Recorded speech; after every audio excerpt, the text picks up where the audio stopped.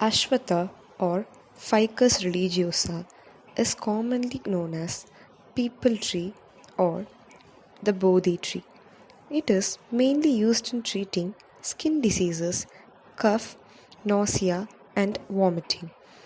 The parts used are the bark, tender leaves, latex, and fruits.